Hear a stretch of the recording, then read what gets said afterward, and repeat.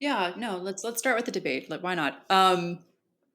Okay, so prior to the debate, this was the debate between Biden and Trump that I just want to remind listeners at the beginning was the Biden campaign's idea because they thought we'll remind everyone of how Trump is, we'll bring him into their living rooms, and they will wake up and smell that burnt coffee and realize that they have to vote Biden.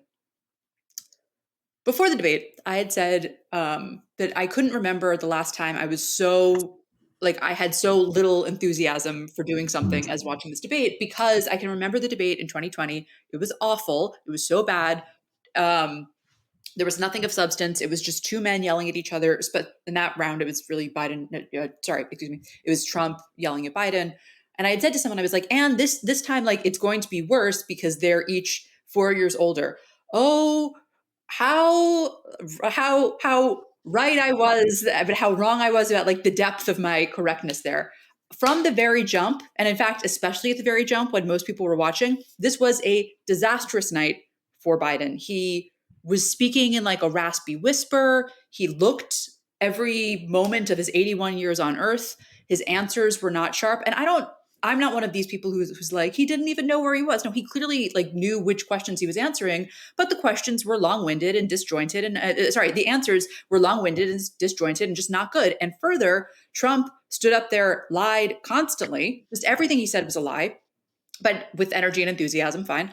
And Biden just didn't correct it, right? And it's fine to say, oh, I think the moderator should have jumped in more. I think the moderator should have jumped back more, push back more. You're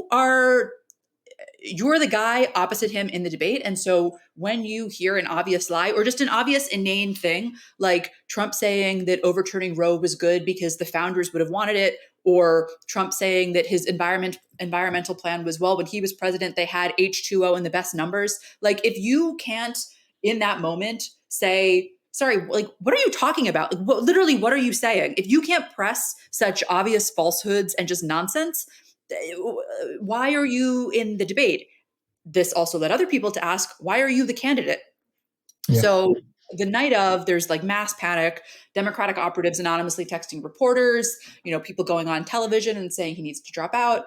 At We're recording this on July 2nd. At the time of this conversation, it is very clear that the Biden campaign is hoping to just ride this out. They had a big rally in North Carolina the day after the debate where Biden like looked and sounded more alive. Um, Obama came out and said, "Oh, it's fine." Jim Clyburn, a powerful congressman who, it was pivotal in getting support for Biden in the 2020 primary, said, "No, we need to stay the course." Um, the problem, well, there's a bunch of problems. One problem is that a year ago, Biden decided that he was going to run again. And so nobody wanted to, except for Dean Phillips, who we discussed on this podcast, nobody really wanted to be the one. Like if he had dropped out, there could have been a primary process and Yeah. maybe people would have rallied around Kamala or President Harris, and maybe maybe they wouldn't have, and there would have been a competitive primary and the people would have been vetted and we would have had a different candidate that had been like chosen by Democratic Party voters. At this point, we're a little bit before the convention. The primary elections have come and gone. We could theoretically have an open convention, but everybody's sort of playing this game where like they have to publicly say, no, I support President Biden. And then behind doors, like, suggest that maybe they would be a really great choice for president. That's one problem. The other problem, and I think is the bigger problem, is that per polls, I think it's something like 70% of American voters do not believe that Biden is cognitively able to be the next president.